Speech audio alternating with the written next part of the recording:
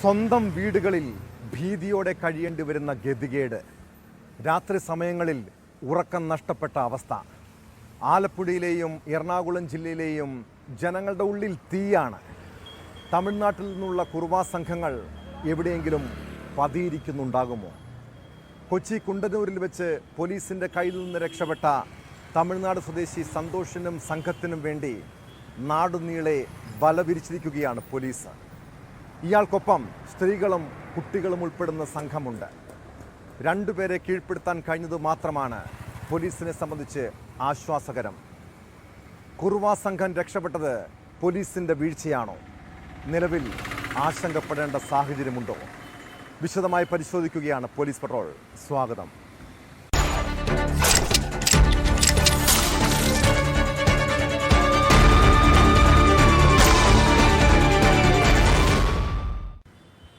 ആലപ്പുഴയിലെയും എറണാകുളം ജില്ലയിലെയും ജനങ്ങൾക്ക് ഉറക്കം നഷ്ടപ്പെട്ട രാത്രിയാണിത്.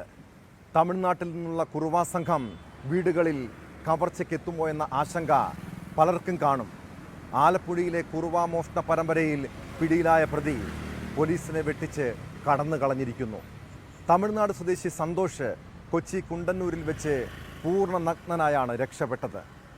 പോലീസിൻ്റെ പിടിയിൽ നിന്നും സ്ത്രീകളും കുട്ടികളും ഉൾപ്പെടെയുള്ള കുറുവാ സംഘമാണ് ഇയാളെ രക്ഷപ്പെടുത്തിയത്. രണ്ടുപേരെ കീഴ്പ്പെടുത്തി പോലീസ് കസ്റ്റഡിയിലെടുത്തിട്ടുണ്ട്. വിശദാംശങ്ങളുമായി ശരണ്യ സ്നേഹജൻ ചേരുന്നു. ശരണ്യ, എവിടെ വെച്ചാണ് കുറുവാ സംഘം പോലീസിൻ്റെ വലയിലായത്? ഈ പ്രതി രക്ഷപ്പെട്ടത് പോലീസിൻ്റെ വീഴ്ചയാണോ? നിലവിൽ ആശങ്കപ്പെടേണ്ട സാഹചര്യമുണ്ടോ? ഒക്ടോബർ 30 മുതൽ ആലപ്പുഴയിലെയും ഒപ്പം തന്നെ ആലപ്പുഴയ്ക്ക് ശേഷം കൊച്ചിയിലെയും അടക്കം 2 ജില്ലകളിൽ ആശങ്ക പരത്തിക്കൊണ്ടാണ് കുറുവാ സംഘം ഇപ്പോൾ അവരുടെ മോഷണ ശ്രമങ്ങളുമായി മുന്നോട്ട് പോയിക്കൊണ്ടിരിക്കുന്നത്. കഴിഞ്ഞ ദിവസം കണ്ടെത്തിയ ചില CCTV ദൃശ്യങ്ങളിൽ നിന്ന് കുറുവാ സംഘത്തിൽ അല്ലെങ്കിൽ മോഷ്ടാക്കൾ സംബന്ധിച്ചൊരു വിവരം പോലീസിന് ലഭ്യമായിട്ടുണ്ട്. ഇവർ കുറുവാ സംഘ അംഗങ്ങളാണ് എന്നുള്ള സ്ഥിരീകരണവുമൊക്കെ പോലീസിന്റെ ഭാഗത്ത് നിന്ന് ഉണ്ടായിക്കൊണ്ടിരിക്കുകയായിരുന്നു. അതിനിടയിലാണ് തൊട്ടടുത്ത ദിവസം തന്നെ ഈ കുറുവാ സംഘത്തിൽപ്പെട്ട ആളുകളെ പിടിക്കാനാകും എന്നുള്ള ഒരു നിഗമനത്തിലേക്കാണ് പോലീസ് എത്തിയിരുന്നത്. എന്നാൽ ഇന്ന് കുണ്ടന്നൂർ പാലത്തിന് അടിഭാഗത്തായി ഇത്തരത്തിൽ തമിഴ് സംഘം കേന്ദ്രീകരിക്കുന്നുണ്ട് എന്നുള്ള വിവരം ആലപ്പുഴയിൽ നിന്നുള്ള അന്വേഷണ സംഘത്തിന് ലഭ്യമാകുന്നു. പ്രത്യേകിച്ച് മണ്ണഞ്ചേരി പോലീസ്, കാരണം കഴിഞ്ഞ ദിവസങ്ങളിൽ തുടർച്ചയായി മോഷണം നടന്ന ഇടമാണ് മണ്ണഞ്ചേരി. ആ മണ്ണഞ്ചേരി പോലീസിന് വിവരം ലഭിക്കുകയും മണ്ണഞ്ചേരി എസ് ഐ ബിജുവിന്റെ നേതൃത്വത്തിലുള്ള സംഘം കൊച്ചിയിലേക്ക് പുറപ്പെടുകയുമായിരുന്നു. എന്നാൽ കുണ്ടന്നൂരിൽ ഈ തമിഴ് സംഘങ്ങൾ ഉണ്ട്, കുണ്ടന്നൂർ പാലത്തിന് അടിയിൽ ഈ തമിഴ് സംഘങ്ങൾ ഉണ്ട് എന്നുള്ള വിവരം ലഭ്യമായതിനെ തുടർന്ന് അവിടെ നടത്തിയ പരിശോധനയിൽ സന്തോഷ് നാളെ പോലീസ് കണ്ടെത്തുന്നു. ഈ സന്തോഷ് നേരത്തെ മോഷണ കേസുകളുമായി ബന്ധമുള്ള ആളാണ്. ഒപ്പം തന്നെ സന്തോഷുമായി ബന്ധപ്പെട്ട് കുറുവാ സംഘവുമായി ബന്ധമുള്ള ആളാണ് എന്നുള്ള ഒരു നേരത്തെയുള്ള കേസ് റെക്കോർഡുകൾ പോലീസിന്റെ കൈവശം ഉണ്ടായിരുന്നു. അതുകൊണ്ട് തന്നെ സന്തോഷിനെ മണ്ണഞ്ചേരി പോലീസ് കസ്റ്റഡിയിലെടുക്കുന്നു. ഇയാളെ വിലങ്ങ് വെച്ച് വാഹനത്തിലേക്ക് കയറ്റുന്നു. എന്നാൽ ആ സമയത്ത് തന്നെ അവിടെ ഉണ്ടായിരുന്ന തമിഴ് സ്ത്രീകളും കുട്ടികളും അടക്കമുള്ള ആളുകൾ ഈ പോലീസ് വാഹനം വളയുകയായിരുന്നു. തുടർന്ന് പോലീസ് ഇവരെ നീക്കം ചെയ്യുന്ന ശ്രമത്തിനിടയിലാണ് സന്തോഷ് ഒരു ചതുപ്പിലേക്ക് ചാടി രക്ഷപ്പെട്ടത് എന്നുള്ളതാണ്. DIGയുടെ നേതൃത്വത്തിലുള്ള സംഘമാണ് കൊച്ചിയിൽ തിരച്ചിൽ നടത്തുന്നത്. ഒപ്പം തന്നെ പ്രതിക്കായി ഫയർഫോഴ്സും സ്കൂബ ടീമും തിരച്ചിൽ നടത്തുന്നുണ്ട് എന്നുള്ള വിവരമാണ് നമുക്ക് ഇപ്പോൾ ലഭ്യമായിക്കൊണ്ടിരിക്കുന്നത്. എന്തായാലും ഇയാളാണോ ഈ മോഷണ കേസിൽ പ്രതികൾ എന്നതിനെ സംബന്ധിച്ച് പോലീസ് ഒരു കൺഫർമേഷൻ നമുക്ക് തരുന്നില്ല. പക്ഷെ അതേസമയം തന്നെ ഇയാൾക്ക് പഴയ കേസുകളുമായി ബന്ധമുണ്ട് എന്നുള്ള ഒരു സ്ഥിരീകരണത്തിലേക്ക് പോലീസ് എത്തുകയും ചെയ്യുന്നുണ്ട്. പ്രതി എന്തായാലും രക്ഷപ്പെടുകയും ചെയ്തിട്ടുണ്ട്. തിരച്ചിൽ വ്യാപകമാക്കിയിരിക്കുകയാണ്. ഏത് കൂരിരുട്ടിലും ഒളിച്ചിരുന്ന് വീടുകൾ കയറി പണവും സ്വർണവും മോഷ്ടിക്കും. എതിർക്കാൻ ശ്രമിച്ചാൽ ആക്രമിക്കാനും കൊലപ്പെടുത്താനും പോലും മടിയില്ലാത്ത അക്രമകാരികൾ. അർദ്ധനഗ്നരായി മുഖം മറച്ച് ശരീരമാസകലം എണ്ണ തേച്ചെത്തുന്ന കുറുവാ സംഘം മലയാളിക്കിപ്പോൾ പേടി സ്വപ്നമാണ്. ആലപ്പുഴയിലും തുടർന്ന് എറണാകുളത്തും ഭീതി പരത്തി ജനങ്ങളുടെ ഉറക്കം കെടുത്തിയ മോഷണത്തിന് പിന്നിൽ കുറുവാ സംഘമെന്നാണ് പോലീസിൻ്റെ നിഗമനം. കവർച്ചാ സംഘത്തെ പിടികൂടാൻ 10 അംഗ സംഘത്തെ രൂപീകരിച്ചാണ് പോലീസിൻ്റെ അന്വേഷണം.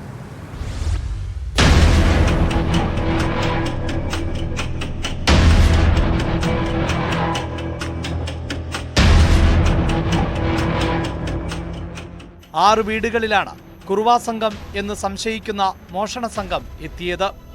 പല വീടുകളുടെയും പിൻവാതിലുകൾ ഇളക്കി അകത്ത് കടക്കാൻ ശ്രമം നടത്തിയെങ്കിലും വീട്ടുകാർ ഉണർന്നതിനാൽ ഉപേക്ഷിക്കുകയായിരുന്നു. രാത്രി ഒരു 1 മണി സമയത്താണ് ഞാൻ അമ്മയും ഉറങ്ങിയിരുന്നു. അമ്മയാണ് ആദ്യം സൗണ്ട് കേട്ട് വാതിൽ കുറ്റിയിടണ ലൈറ്റ് അടിച്ചിട്ട് കുറ്റിയിടണ ഒച്ചയിട്ട് അപ്പം പെട്ടെന്ന് തന്നെ ഇവിടെ ചവിട്ടണ പൊളിക്കണ സൗണ്ട് കേട്ടു. അപ്പം അമ്മ എന്നെ വിളിച്ചപ്പോൾ തന്നെ പിന്നെ ലൈറ്റ് ഇടുകയും ചെയ്തു. അപ്പം തന്നെ അവർ പോവുകയാണ് ചെയ്ത്. മോഷണത്തിന് എത്തിയത് കുറുവാ സംഘമാണോ എന്ന് ഇപ്പോഴും സ്ഥിരീകരിക്കാനായിട്ടില്ല എന്ന് പോലീസ് പറയുന്നു. ഡിവൈഎസ്പിയുടെ നേതൃത്വത്തിൽ 10 പേരടങ്ങുന്ന അന്വേഷണ സംഘത്തിനാണ് രൂപം നൽകിയിട്ടുള്ളത്. ഇന്നലെ രാത്രി ആലുവ റൂറൽ SP സ്ഥലത്തെത്തി പരിശോധനകൾ നടത്തിയിരുന്നു. പറവൂർ മേഖലയിൽ പോലീസ് പട്രോളിംഗ് ശക്തമാക്കിയിട്ടുണ്ടെങ്കിലും നാട്ടുകാർ ഇപ്പോഴും ഭീതിയിലാണ്. അവർ മോഷണം മാത്രമല്ല ഉദ്ദേശിക്കുന്നത്. കാരണം മോഷ്ടിക്കാൻ കിട്ടിയില്ലെങ്കിൽ കൊല ചെയ്യുന്ന അവസ്ഥയാണ് കാണുന്നത്. അതുകൊണ്ട് ഈ പ്രദേശത്തെ ജനങ്ങളിപ്പോൾ ഭയങ്കര ഭീതിയോടെ കാണുന്നത്.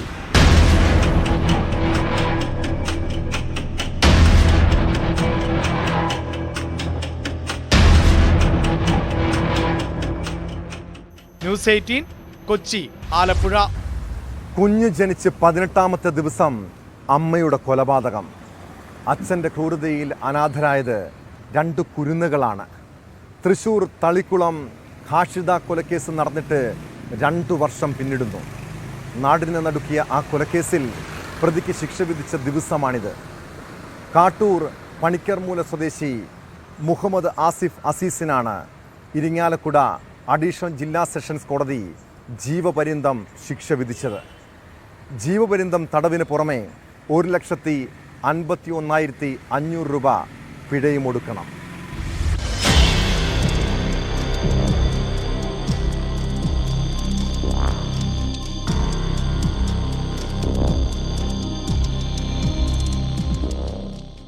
രണ്ടാമത്തെ കുട്ടിയെ പ്രസവിച്ച് 18 ദിവസം മാത്രമായിരുന്നപ്പോഴാണ് ഹാഷിദയെ ഭർത്താവ് കാട്ടൂർ പണിക്കർമൂല സ്വദേശി മുഹമ്മദ് ആസിഫ് വെട്ടിക്കൊലപ്പെടുത്തിയത്.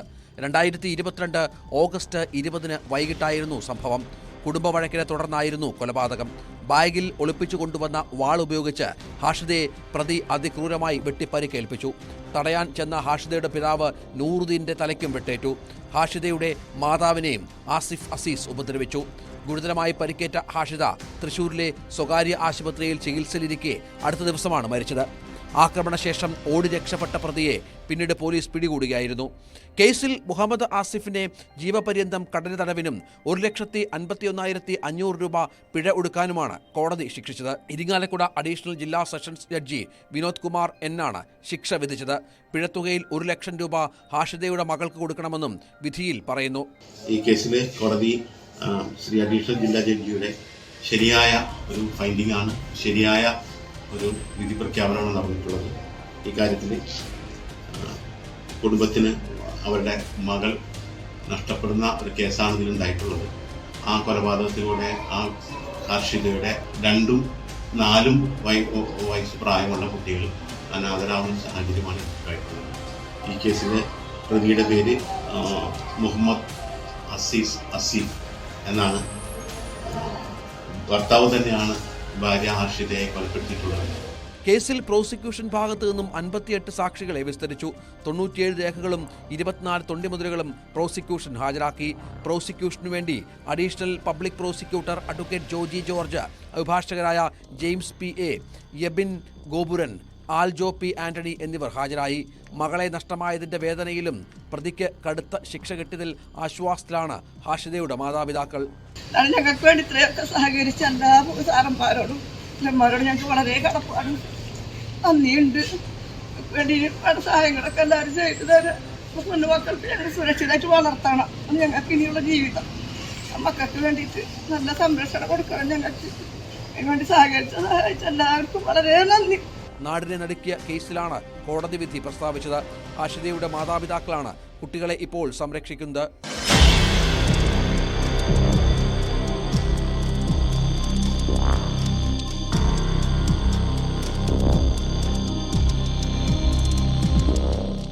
ന്യൂസ് 18 തൃശൂർ.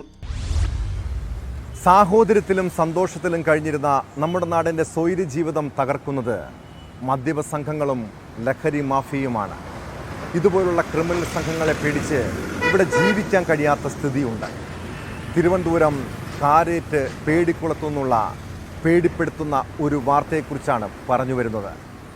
വീടിന് സമീപം മദ്യപിച്ച് ബഹളമുണ്ടാക്കിയത് ചോദ്യം ചെയ്തതിന് അയൽവാസിയെ കഴുത്തറുത്ത് കൊലപ്പെടുത്തി. പേടികുളം സ്വദേശി ബാബുവിനെ അയൽവാസി സുനിൽകുമാറാണ് കൊലപ്പെടുത്തിയത്. കഴിഞ്ഞ ദിവസം വീടിന് മുന്നിൽ വന്ന് സുനിൽകുമാർ മദ്യപിച്ച് ബഹളം വെച്ചത് ബാബു ചോദ്യം ചെയ്തിരുന്നു. ഇതിൻ്റെ വിരോധമാണ് അരുൺ കൊലയ്ക്ക് കാരണം.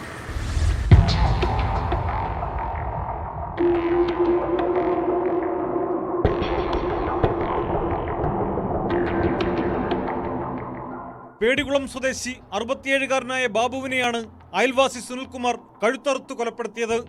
കഴിഞ്ഞ ദിവസം രാത്രി 7:30 സുനിൽകുമാർ വീടിന് മുന്നിൽ വന്ന് ബഹളം വെച്ചത് ബാബു ചോദ്യം ചെയ്തിരുന്നു. ഇതിൽ പ്രകോപിതനായ സുനിൽകുമാർ കയ്യിൽ കരുതിയിരുന്ന ആയുധം ഉപയോഗിച്ച് ബാബുവിന്റെ കഴുത്തറുക്കുകയായിരുന്നു.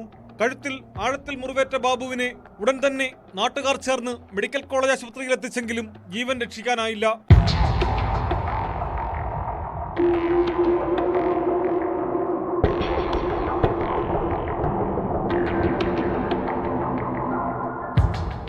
ഇഷ്ടിക ലോഡിംഗ് തൊഴിലാളിയായ ബാബു ഒറ്റയ്ക്കായിരുന്നു താമസം. ഇയാളുടെ ഭാര്യയും മക്കളും കല്ലറയിലുള്ള ഭാര്യാഗൃഹത്തിലാണ് താമസിക്കുന്നത്.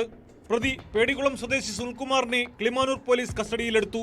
പ്രവാസിയായിരുന്ന സുനിൽകുമാർ തിരികെ നാട്ടിലെത്തിയതിനു ശേഷം മദ്യപിച്ച് പ്രശ്നമുണ്ടാക്കുന്നത് പതിവാണെന്ന് നാട്ടുകാർ പറയുന്നു. ആക്രമണത്തിനിടെ സുനിൽകുമാറിനും തലയ്ക്കു പരിക്കേറ്റു. ഇയാൾക്ക് പോലീസ് മെഡിക്കൽ കോളേജ് ആശുപത്രിയിൽ എത്തിച്ച് ചികിത്സ നൽകി. പോലീസും ഫോറൻസിക് സംഘവും സ്ഥലത്ത് പരിശോധന നടത്തി.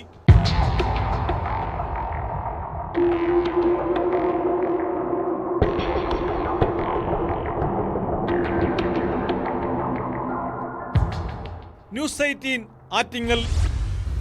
പല പോക്സോ കേസുകൾ പരിശോധിച്ചാലും കുട്ടികൾ ചൂഷണത്തിന് ഇരകളാകുന്നതിന് കാരണം മാതാപിതാക്കളുടെ ശ്രദ്ധക്കുറവാണ്.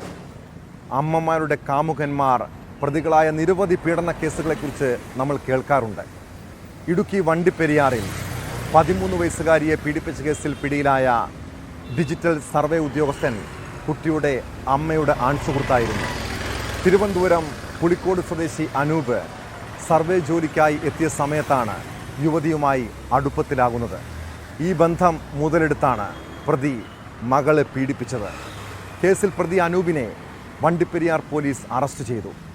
ചൈൽഡ് ലൈനിൽ നിന്ന് ലഭിച്ച വിവരത്തിൻ്റെ അടിസ്ഥാനത്തിലായിരുന്നു പോലീസിൻ്റെ നടപടി.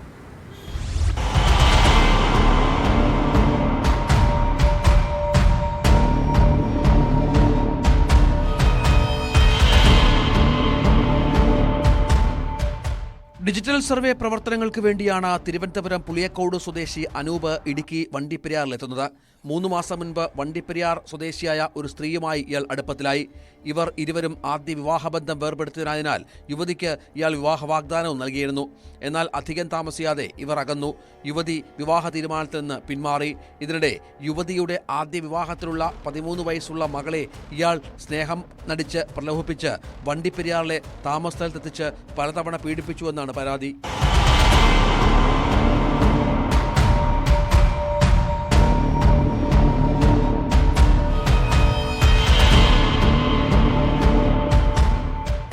ചൈൽഡ് ലൈൻ നടത്തിയ അന്വേഷണത്തിനൊടുവിൽ കട്ടപ്പന വനിതാ സെൽ കുട്ടിയുടെ മൊഴിയെടുത്തിരുന്നു.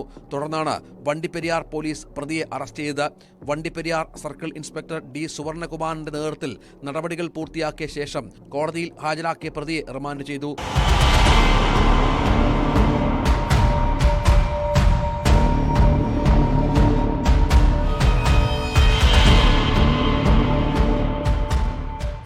ന്യൂസ് 18 ഇടുക്കി. പെരിന്തൽമണ്ണ കുന്നപ്പള്ളി മേനകത്തെ ഒരു വീട്ടിൽ 22 വർഷത്തിനിടെ നടന്ന 2 ദുരൂഹ മരണങ്ങൾ. മേനകം സ്വദേശി ഭാസ്കരൻ്റെ 2 ഭാര്യമാരെയാണ് സമാന രീതിയിൽ വീട്ടിൽ കത്തിക്കരിഞ്ഞ നിലയിൽ കണ്ടെത്തിയത്. ആദ്യ ഭാര്യയുടെ മരണം 2002-ൽ, രണ്ടാം ഭാര്യ വത്സല മരിച്ചത് കഴിഞ്ഞ ഓഗസ്റ്റ് 24-ന്.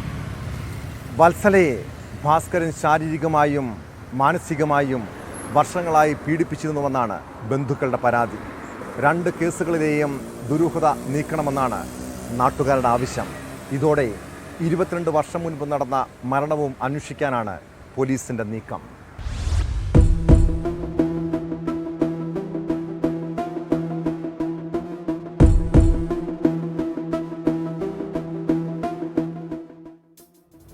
ഭാസ്കരന്റെ രണ്ടാം ഭാര്യയായിരുന്ന അങ്ങാടിപ്പുറം ചെരക്കാപ്പറമ്പ് സ്വദേശിനി വത്സലയെ കഴിഞ്ഞ ഓഗസ്റ്റ് 24 പുലർച്ചെയാണ് കത്തിക്കരിഞ്ഞ നിലയിൽ കണ്ടെത്തിയത്. വത്സലയെ ഭാസ്കരൻ വർഷങ്ങളായി ശാരീരികമായും മാനസികമായും പീഡിപ്പിച്ചിരുന്നുവെന്നാണ് ബന്ധുക്കളുടെ പരാതി. വർഷങ്ങളായുള്ള പീഡനത്തെ തുടർന്ന് ഇവർ കടുത്ത മാനസിക സമ്മർദ്ദത്തിലായിരുന്നു. മരണത്തിലെ ദുരൂഹത കണ്ടെത്തണമെന്നാവശ്യപ്പെട്ട് ബന്ധുക്കൾ പെരിന്തൽമണ്ണ ഡിവൈഎസ്പിക്ക് പരാതി നൽകിയിട്ടുണ്ട്. രണ്ടാമത്തെ മരണമാണ്. ആദ്യത്തെ ഭാര്യ ഗ്യാസ് പൊട്ടി തെറിച്ച് മരിച്ചാണ്. രണ്ടാമത് എൻ്റെ പെങ്ങള് അതിന് അവളെ ബുദ്ധിമുട്ടായിട്ട് മരിച്ചിട്ടുണ്ടായി. അത് എൻ്റെ പെങ്ങള് മൂത്ത പെങ്ങളെ മുമ്പിൽ വെച്ച് അടിച്ചിട്ടുണ്ട്. എന്നിട്ട് ഞാൻ ചോദിക്കാൻ പോയിട്ടില്ല, എങ്ങനെയും ജീവിച്ച് പോട്ടെ വിചാരിച്ച് നിന്നാണ്. പക്ഷെ എങ്ങനെ സംഭവിക്കുമെന്ന് അറിഞ്ഞിട്ടില്ല. സംഭവിച്ചപ്പോൾ ഇതുവരെ ദിവസമായി, കഴിഞ്ഞ മാസം 24-ാം തീയതിയാണ് മരിച്ചത്. ഇതുവരെ അതിനൊരു റിസൾട്ട് ഞങ്ങൾക്ക് ഇതുവരെ കിട്ടിയിട്ടില്ല, അതിനൊരു വാൽന്നുമ്പ് കിട്ടിയിട്ടില്ല. 22 വർഷം മുമ്പാണ് ഭാസ്കരന്റെ ഒന്നാം ഭാര്യ ദുരൂഹ സാഹചര്യത്തിൽ തീപ്പൊള്ളലേറ്റ് മരിച്ചത്. അടുക്കളയിൽ വെച്ച് ഗ്യാസ് സിലിണ്ടർ പൊട്ടിത്തെറിച്ചാണ് അപകടമുണ്ടായതെന്നാണ് ഭാസ്കരന്റെ വീട്ടുകാർ അന്ന് പറഞ്ഞിരുന്നത്. തുടർന്നാണ് ഭാസ്കരൻ വത്സലയെ വിവാഹം കഴിച്ചത്. ഭാസ്കരന് ആദ്യ ഭാര്യയിൽ 2 മക്കളുണ്ട്. ഒരാൾ വിദേശത്തും മറ്റൊരാൾ മഞ്ചേരിയിലുമാണ് താമസം. ഭാസ്കരനും വത്സലയും മാത്രമായിരുന്നു കുന്നപ്പള്ളിയിലെ വീട്ടിലുണ്ടായിരുന്നത്. പുലർച്ചെ തനിക്ക് ചായ നൽകിയ ശേഷമാണ് വത്സല മരിച്ചതെന്നാണ് ഭാസ്കരൻ പോലീസിന് നൽകിയ മൊഴി. മൃതദേഹം കണ്ടെത്തുമ്പോൾ ശരീരത്തിന്റെ പകുതിയിലേറെ ഭാഗവും കത്തിക്കരിഞ്ഞ നിലയിലായിരുന്നു. മരണസമയത്ത് ഭാസ്കരൻ വീട്ടിലുണ്ടായിരുന്നു. ഇതെല്ലാം നടന്നിട്ടും ഒരു ശബ്ദം പോലും കേട്ടില്ലെന്ന് ഭാസ്കരൻ പറഞ്ഞതാണ് സംശയം കൂടുതൽ ബലപ്പെടുത്തുന്നത്. 2 മരണങ്ങൾക്കും സമാന സ്വഭാവമുള്ളതുകൊണ്ട് ഇതിലെ ദുരൂഹത നീക്കണമെന്നാണ് നാട്ടുകാരുടെ ആവശ്യം. വീട്ടുകാരെ സംബന്ധിച്ചിടത്തോളം അവിടെ രണ്ടാമത്തെ ഒരു മരണമാണ് നടക്കുന്നത്. അതിൽ എല്ലാ പൊതുജനങ്ങൾക്കും എന്താണ് അവിടെ സംഭവിച്ചത് എന്നറിയാനും അവിടെ എന്തെങ്കിലും പ്രശ്നമുണ്ടോ എന്നറിയാൻ ജനങ്ങൾ നിരന്തരം നമ്മളോട് ആവശ്യപ്പെടുകയും ചോദിക്കുകയും ചെയ്യുന്നിട്ടുണ്ട്. പോലീസ് മരണം നടന്ന സമയം മുതൽ പോലീസ് അതിൻ്റെ അന്വേഷണം ആവശ്യപ്പെട്ടുകൊണ്ട് അവരുടെ വത്സല ചേച്ചിയുടെ കുടുംബാംഗങ്ങൾ പോലീസിൽ പരാതിപ്പെടുകയും അതിൻ്റെ അന്വേഷണം നടക്കുകയും ചെയ്തിട്ടുണ്ട്. അന്വേഷണത്തിന്റെ ഭാഗമായി നമ്മളെടുത്ത് വരികയും നമുക്കറിയാവുന്ന കാര്യങ്ങൾ നമ്മൾ പോലീസിൽ വരെ അറിയിക്കുകയും ചെയ്തിട്ടുണ്ട്. വത്സലയുടെ കുടുംബത്തിന്റെ പരാതിയിൽ പെരിന്തൽമണ്ണ പോലീസ് അസ്വാഭാവിക മരണത്തിന് കേസ് രജിസ്റ്റർ ചെയ്തിട്ടുണ്ട്. സംഭവത്തിൽ കൂടുതൽ അന്വേഷണം നടത്തുമെന്ന് പെരിന്തൽമണ്ണ ഡിവൈഎസ്പി അറിയിച്ചു.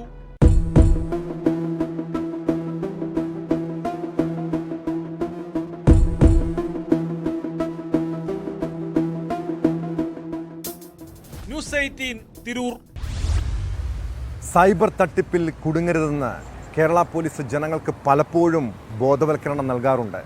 എന്നാൽ ആലപ്പുഴ മണ്ണഞ്ചേരിയിലെ ഒരു റിട്ടയർഡ് പോലീസ് ഉദ്യോഗസ്ഥൻ്റെ വീട്ടിൽ വരെ എത്തി ഓൺലൈൻ തട്ടിപ്പ് സംഘം. റിട്ടയർഡ് എസ്.ഐയുടെ മകളും പോലീസ് ഇൻസ്പെക്ടറുടെ ബന്ധുവുമായ യുവതിയാണ് തട്ടിപ്പിന് ഇരയായത്. കൊറിയറിലൂടെ അയച്ച കവറിൽ MDMA ഉണ്ടായിരുന്നുവെന്നും ബാങ്ക് വിവരങ്ങൾ ലഭ്യമായിട്ടുണ്ടെന്നും പറഞ്ഞ് മാരാരിക്കുളം സ്വദേശിനിയായ 34-കാരിയെ ഭീഷണിപ്പെടുത്തിയായിരുന്നു തട്ടിപ്പ്. സംഭവത്തിൽ പോലീസ് കേസെടുത്ത് അന്വേഷണം ആരംഭിച്ചിട്ടുണ്ട്.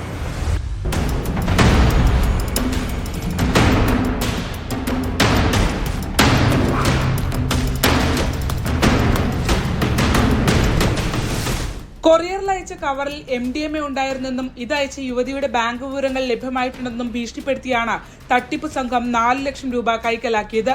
മണ്ണഞ്ചേരി പോലീസ് സ്റ്റേഷൻ പരിധിയിൽ കാട്ടൂരിലാണ് സംഭവം.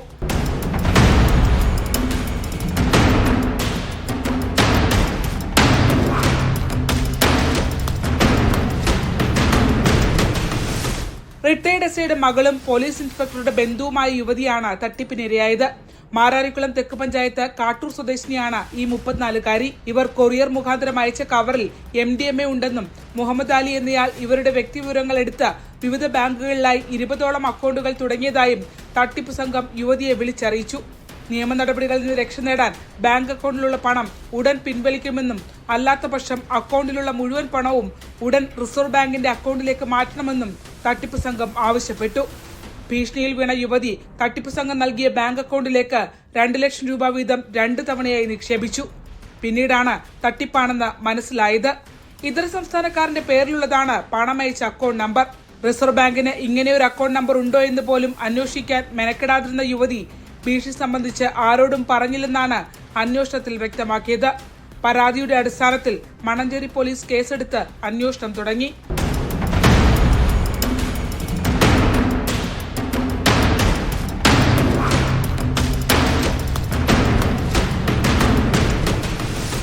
ന്യൂസ് 18 ആലപ്പുഴ. വിദേശത്ത് ജോലി വാഗ്ദാനം ചെയ്ത് തട്ടിപ്പ് നടത്തുന്ന നിരവധി സംഘങ്ങളുണ്ട് നമ്മുടെ നാട്ടിൽ. കൊല്ലം കോവൂരിൽ കുടുംബസമേതം തട്ടിപ്പിനിറങ്ങിയ ഒരു കഥയാണിനി.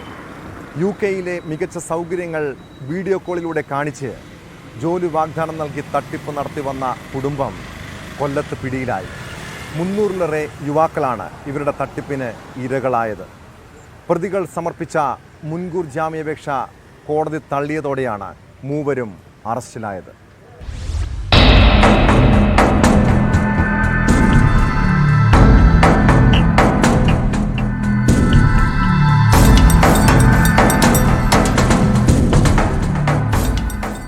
കോവൂർ സ്വദേശി 31-കാരൻ ബാലുജി നാഥ്, ഭാര്യ 26-കാരി അശ്വതി, ഭാര്യ മാതാവ് 48-കാരി അനിതാകുമാരി എന്നിവരെയാണ് കൊല്ലം ഈസ്റ്റ് പോലീസ് അറസ്റ്റ് ചെയ്തത്.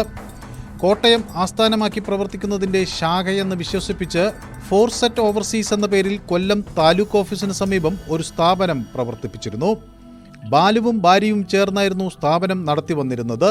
വിദേശത്തേക്ക് ജോലി വാഗ്ദാനം ചെയ്ത് നീണ്ടകര സ്വദേശിയായ ക്ലീറ്റസിന്റെ കയ്യിൽ നിന്നും 3 ലക്ഷം രൂപ പ്രതികൾ വാങ്ങിയിരുന്നു. 9 മാസമായിട്ടും ജോലി നൽകാതായതോടെയാണ് തട്ടിപ്പാണെന്ന് മനസ്സിലായത്. നിരവധി പേർ ഇവരുടെ തട്ടിപ്പിന് ഇരയായിട്ടുണ്ട്. ഉദ്യോഗാർത്ഥികൾ കൂട്ടത്തോടെ വന്ന് പണം തിരികെ ആവശ്യപ്പെടുമെന്ന് ഭയന്ന് പ്രതികൾ വാടക വീടുകളിലേക്ക് മാറി മാറി താമസിക്കുകയായിരുന്നു. ഉദ്യോഗാർത്ഥികൾ ശല്യപ്പെടുത്തുന്നതിനാൽ സംരക്ഷണം വേണമെന്നാവശ്യപ്പെട്ട് പ്രതികൾ കോടതിയിൽ ഹർജി സമർപ്പിച്ചിരുന്നു. വിവിധ ജില്ലകളിൽ നിന്നായി 355-ൽ പരം ഉദ്യോഗാർത്ഥികളുടെ പേരും ഇതിൽ ഉൾപ്പെടുത്തിയതോടെയാണ് തട്ടിപ്പിന്റെ ആഴം കോടതി മനസ്സിലാക്കിയത്.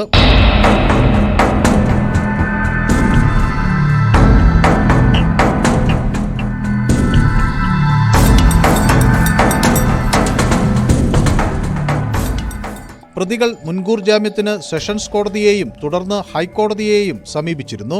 കഴിഞ്ഞ ജനുവരി 30-ന് പ്രതികളുടെ ജാമ്യാപേക്ഷ ഹൈക്കോടതി തള്ളി.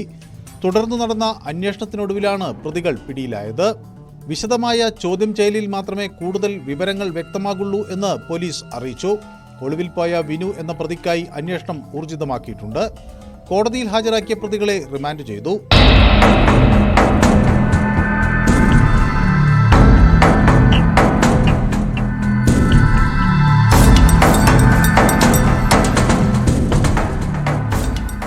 ന്യൂസ് 18 കൊട്ടാരക്കര. ഹേമ കമ്മിറ്റി റിപ്പോർട്ടിന് ശേഷമാണ് സിനിമാ മേഖലയിലെ ലൈംഗിക പീഡന പരാതികൾ ഒന്നൊന്നായി പുറത്തു വന്നത്. അതിൽ ആദ്യ പരാതി സംവിധായകൻ രഞ്ജിത്തിനെതിരെയായിരുന്നു. ബംഗാളി നടിയുടെ പരാതിയിൽ പോലീസ് കേസെടുത്ത് 3 മാസം തികയും മുൻപേ പോലീസ് കുറ്റപത്രം സമർപ്പിച്ചിരിക്കുന്നു.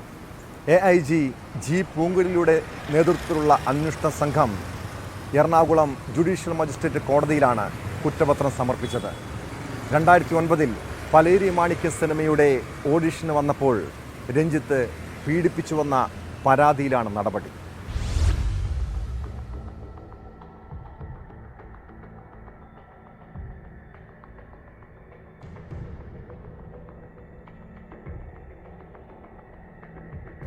ഹേമ കമ്മിറ്റി റിപ്പോർട്ട് പുറത്തു വന്നതിന് പിന്നാലെയായിരുന്നു സംവിധായകൻ രഞ്ജിത്തിനെതിരെ ലൈംഗിക അതിക്രമ ആരോപണവുമായി ബംഗാളി നടി രംഗത്തെത്തിയത്. 2009-ൽ പാലേരി മാണിക്യം എന്ന സിനിമയിൽ അവസരം വാഗ്ദാനം ചെയ്ത തന്നെ കൊച്ചിയിലെ ഫ്ളാറ്റിലേക്ക് വിളിച്ചുവരുത്തി സംവിധായകൻ മോശമായി പെരുമാറിയെന്നാണ് നടി വെളിപ്പെടുത്തിയത്. തന്റെ സമ്മതമില്ലാതെ ശരീരത്തിൽ സ്പർശിക്കുവാൻ ശ്രമിച്ചു. ഇതെതിർത്ത താൻ മുറിയിൽ നിന്നും ഇറങ്ങിപ്പോയി. പിന്നീട് തിരികെ പോകാനുള്ള പണം പോലും സിനിമയുടെ നിർമ്മാതാക്കളിൽ നിന്നും ലഭിച്ചിട്ടില്ലെന്നും പിന്നീട് മലയാള സിനിമയിൽ അഭിനയിച്ചിട്ടില്ലെന്നും ഇക്കാര്യങ്ങളെല്ലാം സംവിധായകൻ ജോഷി ജോസഫിന് അറിയാമെന്നും നടി പറഞ്ഞു. വെളിപ്പെടുത്തൽ വിവാദമായതോടെ ചലച്ചിത്ര അക്കാദമി സ്ഥാനം രഞ്ജിത്ത് രാജിവെച്ചു. എന്നാൽ ആരോപണങ്ങൾ നിഷേധിച്ചെത്തിയ രഞ്ജിത്ത് സത്യം തെളിയിക്കുമെന്നും അറിയിച്ചു. നടിയുടെ പരാതിയിൽ ഓഗസ്റ്റ് 26-നാണ് എറണാകുളം നോർത്ത് പോലീസ് കേസെടുത്തത്. IPC 354, 509 എന്നീ വകുപ്പുകൾ ചുമത്തി ജാമ്യമില്ലാ വകുപ്പ് പ്രകാരമാണ് FIR രജിസ്റ്റർ ചെയ്തത്. 3 വർഷം വരെ തടവ് ശിക്ഷ ലഭിക്കാവുന്ന കുറ്റമാണ് ചുമത്തിയിരിക്കുന്നത്. കേസ് പ്രത്യേക അന്വേഷണ സംഘത്തിന് കൈമാറി.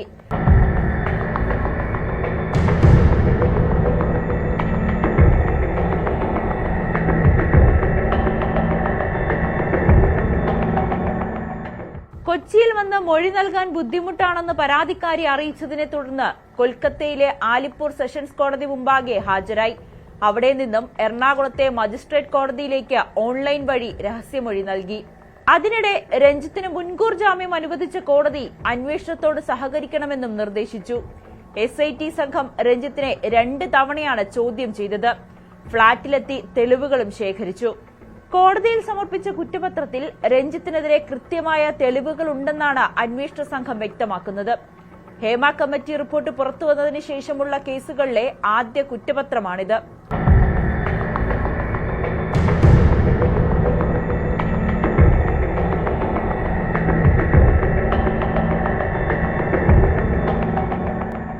ന്യൂസ് 18 കൊച്ചി. 2014 കശ്മീരിൽ ഭീകരരുടെ ആക്രമണത്തിൽ വീരമൃത്യു വരിച്ച മേജർ മുകുന്ദ് വരദരാജന്റെ കഥ പറയുന്ന ചിത്രമാണ് അമരൻ. ശിവകാർത്തികേയൻ പ്രധാന റോളിലെത്തുന്ന സിനിമയ്ക്കെതിരെ തമിഴ്നാട്ടിൽ വ്യാപകമായ പ്രതിഷേധം ആളിക്കത്തുന്നുണ്ട്. അതിനിടെയാണ് അമരൻ സിനിമ പ്രദർശിപ്പിക്കുന്ന തിയേറ്ററിന് നേരെ പെട്രോൾ ബോംബ് ആക്രമണമുണ്ടായത്. തിരുനെൽവേലിയിലെ അലങ്കാർ തിയേറ്ററിന് നേരെയായിരുന്നു ബൈക്കിലെത്തിയ 2 അംഗ സംഘത്തിൻ്റെ ആക്രമണം. മുസ്ലിങ്ങളെയും കശ്മീരിനെയും ചിത്രത്തിൽ മോശമായി ചിത്രീകരിക്കുന്നുവെന്ന വിവാദത്തിനിടെ സംഭവത്തിന് പിന്നാലെ തിയേറ്ററുകളിൽ കനത്ത സുരക്ഷ ഏർപ്പെടുത്തിയിട്ടുണ്ട്.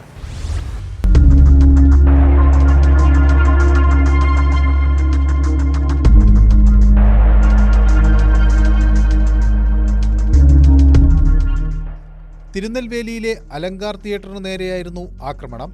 മുസ്ലിങ്ങളെയും കാശ്മീരിനെയും ചിത്രത്തിൽ മോശമായി ചിത്രീകരിക്കുന്നു എന്ന വിവാദത്തിനിടെയാണ് ആക്രമണം നടന്നത്. ബൈക്കിലെത്തിയ 2 പേരാണ് 3 കുപ്പി പെട്രോൾ ബോംബ് എറിഞ്ഞത്. തിയേറ്ററിന് നാശമോ ആളപായമോ ഇല്ല. ബോംബേറിൽ ആർക്കും പരിക്കേറ്റതായി റിപ്പോർട്ടില്ല. 2014 കാശ്മീരിൽ ഭീകരരെ നേരിടുന്നതിനിടെ വീരമൃത്യു വരിച്ച മേജർ മുകുന്ദ് വരദരാജന്റെ കഥയാണ് ചിത്രം പറയുന്നത്. ചിത്രം വിലക്കണമെന്നാവശ്യപ്പെട്ട് കമൽഹാസന്റെ രാജ് കമൽ ഫിലിംസിലേക്ക് SDPI പ്രതിഷേധ മാർച്ചും നടത്തിയിരുന്നു. കമൽഹാസന്റെ കോലവും കത്തിച്ചിരുന്നു.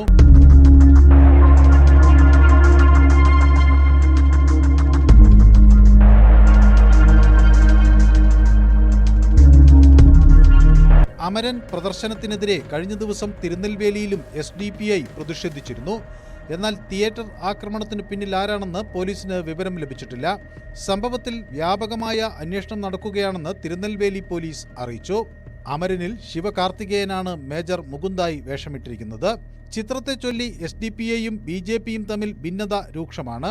അമരൻ സ്കൂളുകളിലും കോളേജുകളിലും വ്യാപകമായി പ്രദർശിപ്പിക്കണമെന്ന് BJPയും ചിത്രത്തിന്റെ പ്രദർശനം പൂർണ്ണമായി തടയണമെന്ന് SDPIയും ആവശ്യപ്പെട്ടിരുന്നു.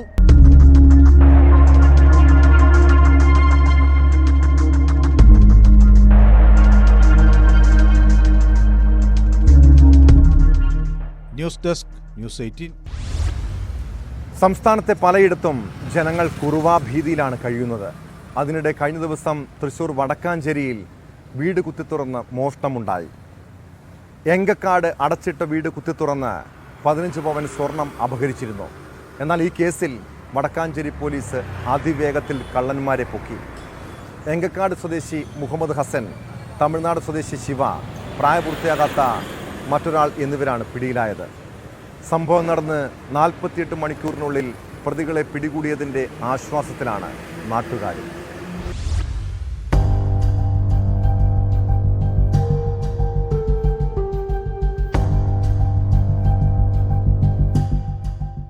വ്യാഴാഴ്ചയാണ് എങ്കക്കാട് സ്വദേശി കളത്തിൽ പറമ്പിൽ കുഞ്ഞാന്റെ അടച്ചിട്ടിരുന്ന വീട് കുത്തിത്തുറന്ന് കവർച്ച നടത്തിയത്. ഫോറൻസിക് വിഭാഗവും ഡോഗ് സ്ക്വാഡും സ്ഥലത്ത് പരിശോധന നടത്തി തെളിവുകൾ ശേഖരിച്ചു. തുടർന്ന് നടത്തിയ അന്വേഷണത്തിലാണ് പ്രതികൾ പിടിയിലായത്. Vadakkancherry CI Rijin M. Thomas, SI Anuraj S, CPO Sajeev എന്നിവരുടെ നേതൃത്വത്തിലുള്ള പോലീസ് സംഘമാണ് 48 മണിക്കൂറിനകം പ്രതികളെ പിടികൂടിയത്. CCTV ദൃശ്യങ്ങളോ മറ്റോ ഇല്ലാതിരുന്ന കേസിൽ പ്രാദേശികമായി നടത്തിയ അന്വേഷണത്തിലാണ് പ്രതികളെ വലയിലാക്കാനായതെന്ന് പോലീസ് പറഞ്ഞു.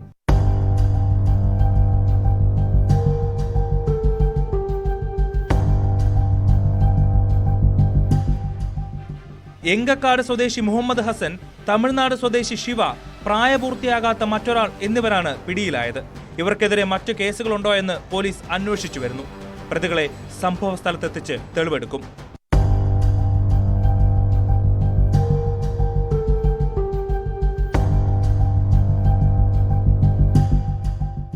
ന്യൂസ് 18 തൃശൂർ.